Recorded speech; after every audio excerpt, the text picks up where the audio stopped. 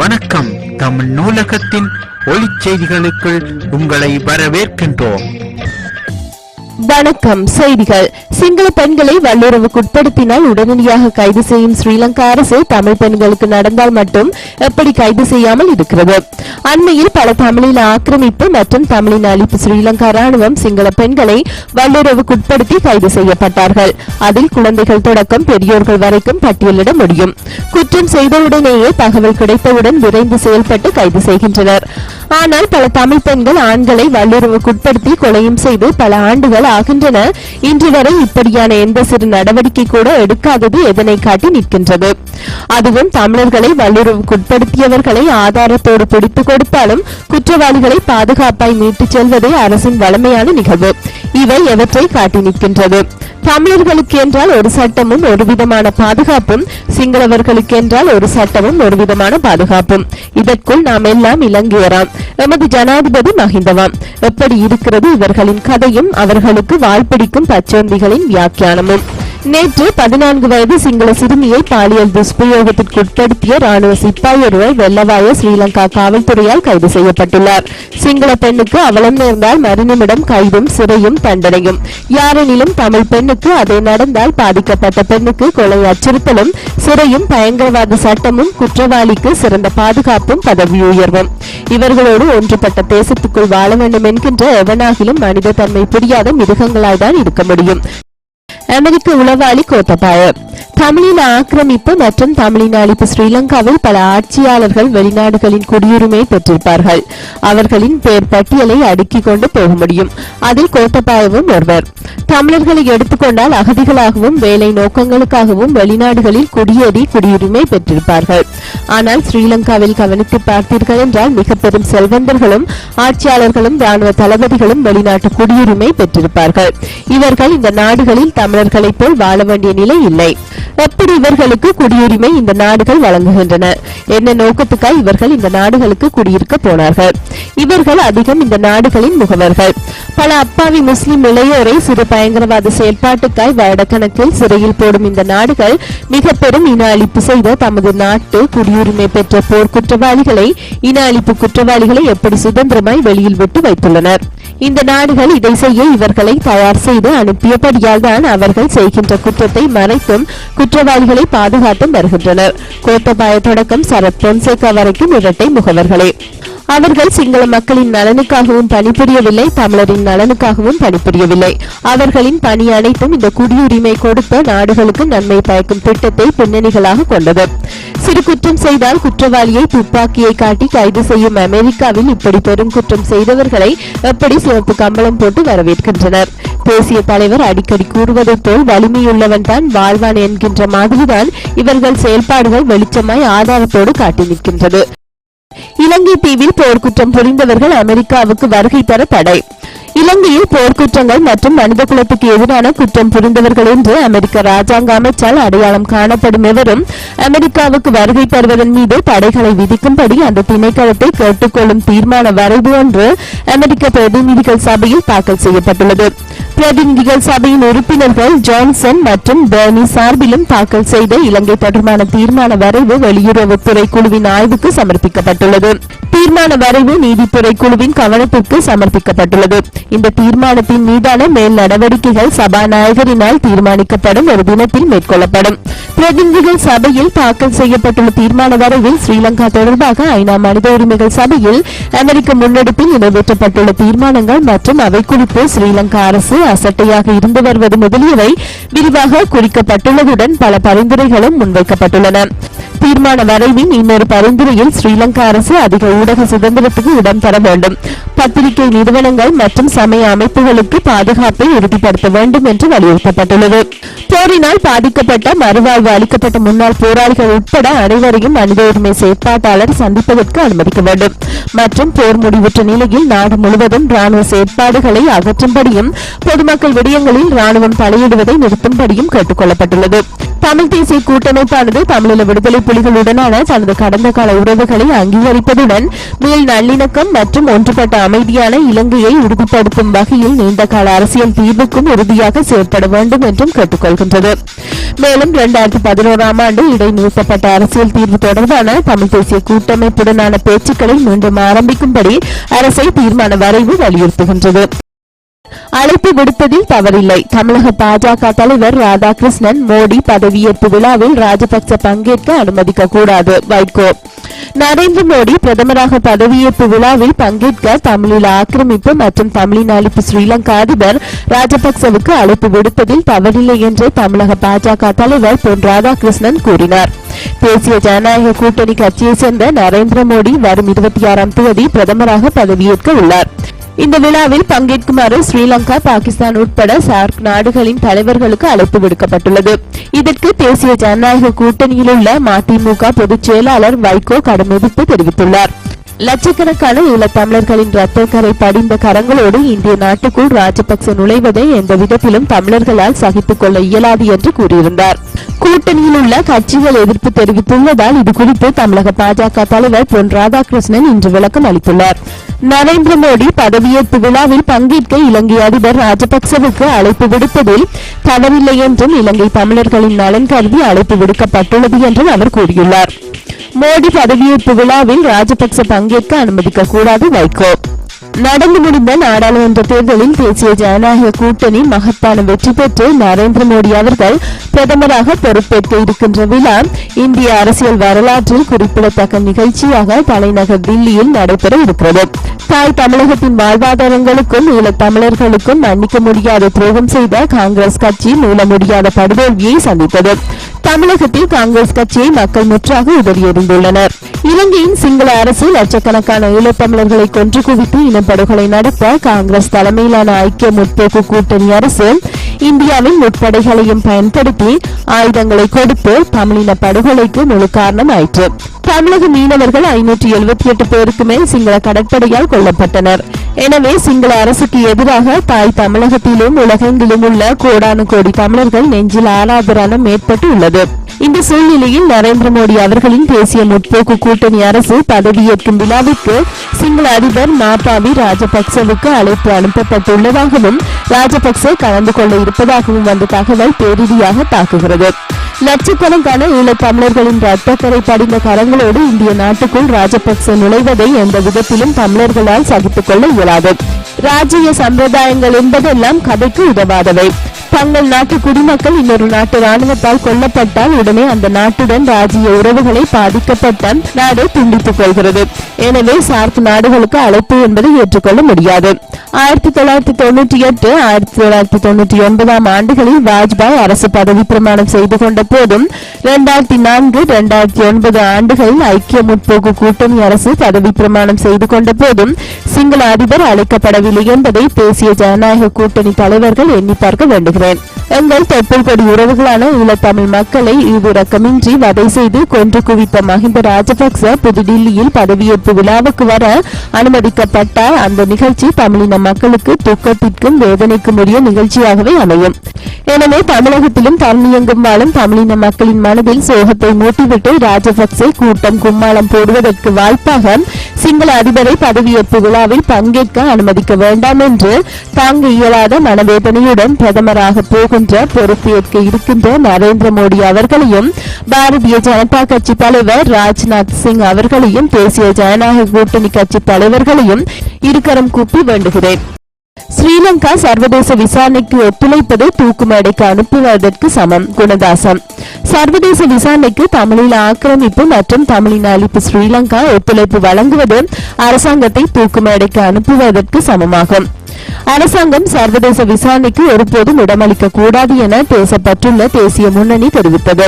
தமிழர்கள் கொல்லப்படவில்லை என யார் நிரூபித்தாலும் சர்வதேசம் ஏற்றுக்கொள்ளப் போவதில்லை எனவும் அவ்வமைப்பு சுட்டிக்காட்டியது. சுயாதீன சர்வதேச விசாரணைக்கு ஸ்ரீலங்கா ஒத்துழைக்க வேண்டும் என்ற மனித உரிமை கண்காணிப்பகம் வலியுறுத்தியுள்ளமை தொடர்பில் வினவிய போது பேசப்பட்டுள்ள தேசிய இயக்கத்தின் தலைவர் குணதாச அமரசேகர மேற்கண்டவாறு தெரிவித்தார். இது தொடர்பில் அவர் மேலும் குறிப்பிடுகையில், ஸ்ரீலங்கா விடயம் தொடர்பில் சர்வதேச விசாரணை ஒன்று நாட்டில் இடம்பெறுமாயின் அது முழு நாட்டிற்கும் பாதகமான முடிவினை ஏற்படுத்தும். அரசாங்கத்தின் சார்பில் தமிழ் மக்களுக்கு அநீதி இடம்பெற்றிருக்குமாயின் தமிழர்களின் செயற்பாடுகள் வடக்கில் மிக மோசமானதாக அமைந்திருக்கும். யுத்த காலத்தில் தமிழர்கள் கஷ்டங்களை அனுபவித்து இன்று சந்தோஷமான வாழ்க்கையினை வாழ்கின்றனர். எனினும் தமிழ் தேசிய கூட்டமைப்பினதும் ஐக்கிய தேசிய கட்சி மற்றும் சர்வதேச அமைப்புகள் என்பன ஸ்ரீலங்கா தொடர்பில் தவறான கருத்துக்களை வெளிப்படுத்தி வருகின்றனர். சர்வதேசத்தின் பணத்திற்கு கட்டுப்பட்டு சர்வதேச மனித உரிமை அமைப்புகள் செயற்படக்கூடிய நிலை ஏற்பட்டுள்ளது. இவ்வாறானதொரு நிலையில் ஸ்ரீலங்கா தொடர்பில் சர்வதேச விசாரணை ஒன்று இடம்பெறுமாயின் அரசாங்கத்தை தூக்கு மேடைக்கு அனுப்புவதற்கு ஒப்பானது. அதற்கு அரசாங்கம் ஒருபோதும் இடமளிக்க கூடாது. மேலும் இறுதி யுத்தத்தில் தமிழர்கள் கொல்லப்பட்டனர் என்பது உறுதிப்படுத்தப்படாத ஒன்றாகும். விடுதலை புலிகளை பொதுமக்களுடன் ஒப்பிடுவதனாலேயே இவ்வாறான சிக்கல்கள் ஏற்பட்டுள்ளது. புலம்பெயர் அமைப்புகள் விடுதலை புலிகளை ஆதரித்து அவர்களை நியாயப்படுத்தவே சர்வதேச உதவியினை நாடுகின்றனர். இதற்கு உதவும் வகையில் சம்பந்தன், சுமந்திரன், மாவை போன்றோர் துணை நிற்கின்றனர். தமிழ் தேசிய கூட்டமைப்பை தடை செய்திருந்தால் இன்று வடக்கில் விடுதலை கிடைத்திருக்கும். அரசாங்கம் சர்வதேச விசாரணை வரையில் சென்றிருக்காது. இப்போது தமிழர்கள் தொடர்பில் உண்மையினை வெளிப்படுத்தினாலும் சர்வதேசம் அதனை ஏற்றுக்கொள்ளப் போவதில்லை எனவும் அவர் தெரிவித்தார். சென்னை உட்பட சில இந்திய நகரங்களில் நிலநடுக்கம். அந்தமான் அருகே காற்றழுத்த தாழ்வு நிலை நீடிப்பு. தமிழக நேரப்படி இன்று இரவு 9:51 மணியளவில் வங்கக்கடலில் ஏற்பட்ட நில அதிர்வு இந்தியாவின் கிழக்கு பகுதிகளில் உணரப்பட்டது. ரெக்கார்டர் அளவுகோலில் 5.8 பதிவான இந்த நிலநடுக்கத்தின் தாக்கம் டில்லி, ஒரிசா, மேற்கு வங்கம், ஜார்க்கண்ட் ஆகிய மாநிலங்களில் உணரப்பட்டன. சென்னையின் சில பகுதிகளிலும் நில அதிர்வு ஏற்பட்டது. ஒரிசாவின் பாரதீப்பிற்கு தென்கிழக்கில் வங்கக்கடலில் 275 கிலோமீட்டரில் இந்த நிலநடுக்கம் மையம் கொண்டிருந்தது. கடல் மட்டத்திலிருந்து 10 கிலோமீட்டர் ஆழத்தில் இந்த நிலநடுக்கம் ஏற்பட்டது. சென்னையின் சில பகுதிகளில் அந்த அதிர்வு உணரப்பட்டது. அடையாறு, கோடம்பாக்கம், திருவல்லிக்கேணி, தீநகர், நுங்கம்பாக்கம் ஆகிய பகுதிகளில் ஏற்பட்ட அதிர்வின் காரணமாக அச்சமடைந்த மக்கள் வீடுகளை விட்டு தெருக்களுக்கு வந்தனர். மேற்கு வங்கத்தின் முர்சிதாபாத், ஹால்டியா, மதினாப்பூர், தீகா ஆகிய இடங்களிலும் அதிர்வு வலுவாக உணரப்பட்டது. வழக்கமாக அந்தமான் நிக்கோபார் தீவுகளை ஒட்டிய கடல் பகுதியிலேயே மையம் கொண்டு நிலநடுக்கம் ஏற்படுவது வழக்கம். ஆனால் இந்த நிலநடுக்கம் வங்க கடலில் மையம் கொண்டிருந்தது. ஆயினும் சென்னையில் யாருக்கும் இந்த நில அதிர்வால் காயங்கள் ஏற்பட்டதாக தகவல் இல்லை.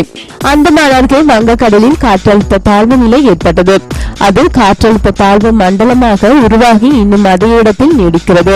இதன் காரணமாக நாகை, காரைக்கால், பாம்பன், கடலூர் துறைமுகங்களில் 1ஆம் எண் புயல் எச்சரிக்கை கூண்டு ஏற்றப்பட்டுள்ளது. இந்த காற்றழுத்த தாழ்வு நிலை காரணமாக வங்கக்கடலில் பலத்த காற்று வீசுகிறது. தொடர்ந்து தமிழக கடலோர பகுதியில் 45 முதல் 55 கிலோமீட்டர் வேகத்தில் காற்று வீசும் என்றும் அறிவிக்கப்பட்டுள்ளது. தற்போது மீன்பிடி தடை காலம் என்றாலும் மீனவர்கள் பாதுகாப்பாக இருக்க வேண்டும் என்றும் அறிவுறுத்தப்பட்டுள்ளது. கள்ளக்குறிச்சி பகுதியில் நேற்று முன்தினம் இடிமின்னலுடன் பலத்த மழை பெய்தது. சூறைக்காற்றும் வீசியது. நேற்றிரவு கள்ளக்குறிச்சி, கல்வராயன்மலை, சின்னச்சேலம், கச்சிராயபாளையம், சங்கராபுரம் ஆகிய பகுதிகளில் இடிமின்னலுடன் மழை பெய்தது. கிருஷ்ணகிரி மாவட்டம் ஊத்தங்கரை, கல்லூர், வெங்கடாதாம்பட்டி, புதூர் உள்ளிட்ட இடங்களில் சூறைக்காற்றுடன் மழை பெய்தது. இதனால் மரங்கள் சாய்ந்தன, வாழைகள் சேதமடைந்தன. திண்டுக்கல், விழுப்புரம், புதுக்கோட்டை, கோவை, தர்மபுரி, திருவண்ணாமலை, கரூர், திருப்பூர் மாவட்டங்களிலும் மழை பெய்தது. கிருஷ்ணகிரி மாவட்டம் ஊத்தங்கரையில் 130 மில்லிமீட்டர் மழை பதிவாகியுள்ளது. திண்டுக்கல் மாவட்டம் ஒட்டும் சத்திரத்தில் 10 மில்லிமீட்டர் மழை பெய்துள்ளது. ஏற்காட்டில் பயங்கர இடிமின்னலுடன் 4 மணி நேரம் மழை பெய்தது. தர்மபுரி மாவட்டம் மாந்தரையாலியில் 45 millimetre, Dharmapuri 32 millimetre, Palacode 26 millimetre, Ponnagaram 20 millimetre மழை பெய்திருக்கிறது. அந்தமான் அருகே கிழக்கு மத்திய கடலில் உருவான இந்த காற்றழுத்த மண்டலம் தற்போது அதே இடத்தில் நீடிக்கிறது. என்றாலும் சிறிது சிறிதாக மியான்மர் மற்றும் வங்கதேசத்தை நோக்கி நகர்கிறது. இதன் காரணமாக பலத்த காற்று வீசும். தமிழ்நாட்டில் வெப்பசலனம் காரணமாக பரவலாக மழை பெய்யும் என்று வானிலை ஆய்வு மையம் அறிவித்துள்ளது. வடக்கு மாகாண சபையில் உறுப்பினர்களால் முள்ளிவாய்க்காலில் இறந்த மக்களுக்கு அஞ்சலி செலுத்தப்பட்டது. வடக்கு மாகாண சபையின் 9வது அமர்வு கைத்தடியில் உள்ள சபை கட்டிடத்தில் சற்று முன்னர் ஆரம்பமாகி நடைபெற்று வருகின்றது. அதன்போது உறுப்பினர்களால் சபையில் கருப்பு வெட்டி அணிந்து தீபமேந்தி அஞ்சலி செலுத்தினர். இந்த அஞ்சலியில் தமிழ் தேசிய கூட்டமைப்பின் உறுப்பினர்கள் உட்பட எதிர்க்கட்சி உறுப்பினர் ராயிஸ் கலந்து கொண்டு அஞ்சலி செலுத்தினார். மேலும் எதிர்க்கட்சி தலைவர் தவராசா வெளிநடப்பு செய்திருந்தார். எனினும் அவைத் தலைவர் இவ்வாறான செயற்பாடுகளில் கலந்து கொள்ள முடியாது என்பதால் கலந்து கொள்ளவில்லை. அத்துடன் சபையின் அஞ்சலி உரையினை வடக்கு முதலமைச்சர் சி வி விக்னேஸ்வரன் உரையாற்றினார். அவரை தொடர்ந்து உறுப்பினர்களான சிவாஜிலிங்கம், விந்தன், கனகரத்தினம், லிங்கநாதன், பிரதி அவைத் தலைவர் ஆண்டனி ஜெகநாதன், அமைச்சர் ஐங்கரநேசன் மற்றும் எதிர்க்கட்சி தலைவர் தவராசா ஆகியோரும் உரையாற்றினர். இதன்போது சாவடைந்த அனைவருக்கும் அஞ்சலி செலுத்த வேண்டியது எமது பொறுப்பு என்றும் இந்த அடக்குமுறைக்குள்ளும் நாம் எமது உறவுகளை நினைவு கூறுவோம் என்பதை திட்ட தெளிவாக சபையில் தெரிவித்திருந்தமை குறிப்பிடத்தக்கது. மன்னாரில் மண் தோண்ட வந்தது சீன குழு, மஹிந்தவுக்கு எதிராக ஆர்ப்பாட்டம். தமிழீழம் மன்னார் பழைய துறைமுகத்தை அண்மித்த பகுதிகளில் அகழ்வு நடவடிக்கைகளை முன்னெடுப்பதற்காக தொல்பொருள் ஆய்வாளர்கள் சிலர் நாட்டிற்கு வருகை தந்துள்ளனர். சீனாவின் தொல்பொருள் துறை பேராசிரியர் ஒருவரும் கலாநிதி ஒருவரும் இந்த குழுவில் அடங்குவதாக தொல்பொருள் திணைக்களத்தின் அகழ்வு பிரிவிற்கான பணிப்பாளர் நாமல் கொடித்துவாக்கு தெரிவித்தார். அவர் மேலும் தெரிவிக்கையில், நாட்டின் பண்டைய துறைமுகங்களில் ஒன்றான மன்னார் துறைமுகத்தின் சுமார் 2600 வருடங்களுக்கு முன்னரான காலப்பகுதியில் கப்பல் போக்குவரத்து முன்னெடுக்கப்பட்டுள்ளமைக்கான சான்றுகள் கிடைத்துள்ளது. இந்த நிலையில் இந்த குழுவினர் தொல்பொருள் திணைக்களத்துடன் இணைந்து மன்னார் பழைய துறைமுகத்தில் பண்டைய காலத்தில் கப்பல் போக்குவரத்து எவ்வாறு முன்னெடுக்கப்பட்டது என ஆய்வு செய்ய உள்ளதாக அவர் தெரிவித்தார். மஹிந்தவுக்கு எதிராக ஆர்ப்பாட்டம். இந்திய பிரதமராக நரேந்திர மோடி பதவியேற்க உள்ள பதவியேற்பு விழாவில் ஸ்ரீலங்கா ஜனாதிபதி மஹிந்த ராஜபக்சவை அனுமதிக்க கூடாது என்று வலியுறுத்தி எதிர்வரும் 25ஆம் தேதி எதிர்ப்பு ஆர்ப்பாட்டம் ஒன்று நடத்தப்பட உள்ளது. மே 17 இயக்கமே இந்த போராட்டத்திற்கு அழைப்பு விடுத்துள்ளதுடன் சென்னை வள்ளுவர் கோட்டத்திலே இந்த எதிர்ப்பு ஆர்ப்பாட்டம் நடத்தப்பட உள்ளது.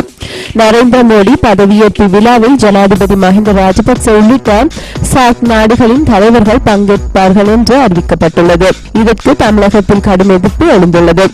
தமிழக சட்டசபையில் ராஜபக்சவை போர்க்குற்றவாளி என்று தீர்மானம் நிறைவேற்றப்பட்டிருக்கின்ற நிலையில் அவரை பதவியேற்பு விழாவுக்கு அழைப்பது ஏன் என்றும் தமிழர் அமைப்புகள் கேள்விகள் எழுப்பியுள்ளன. ராஜபக்சவினை அழைக்காதே, இந்தியாவிற்குள் நுழைய அனுமதிக்காதே எனும் முழக்கத்துடன் ஆர்ப்பாட்டம் நடைபெறும் என்று அறிவித்துள்ளது. மேலும் இந்திய அரசுக்கு நாம் எதிர்ப்பினை பதிவு செய்ய அழைக்கிறோம், அனைவரும் திரளுவோம் என்றும் அந்த அறிக்கையில் தெரிவிக்கப்பட்டுள்ளது. நன்றி, வணக்கம்.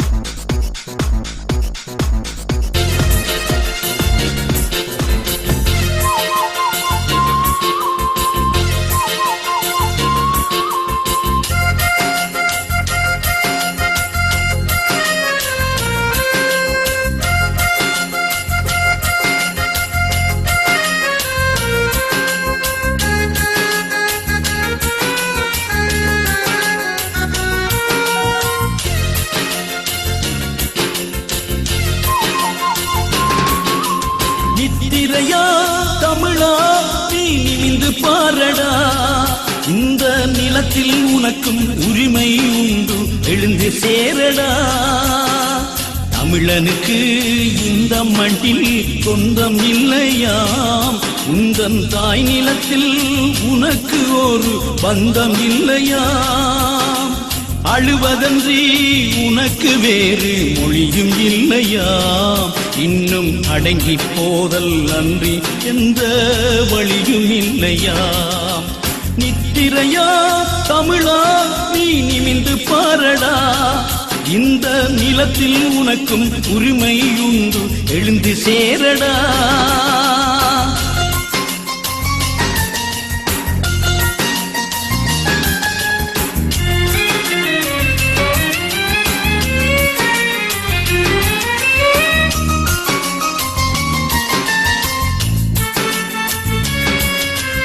அகதியாகியே தெரிவின் ஓரமாய் திரிவதேனடா, அடிமை மாடுகள் போல இன்று நீ அலைவதேனடா.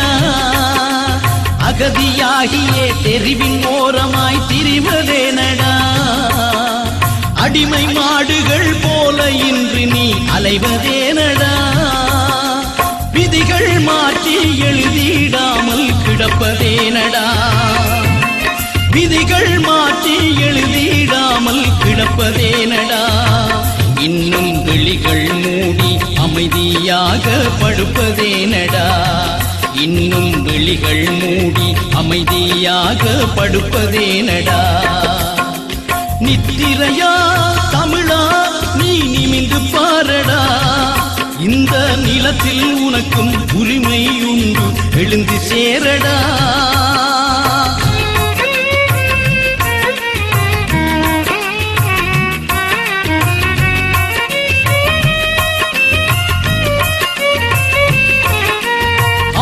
ஆட்சியர் வாழ்ந்த பூமி இப்பூமிதானடா அப்புகாமியை ஆளை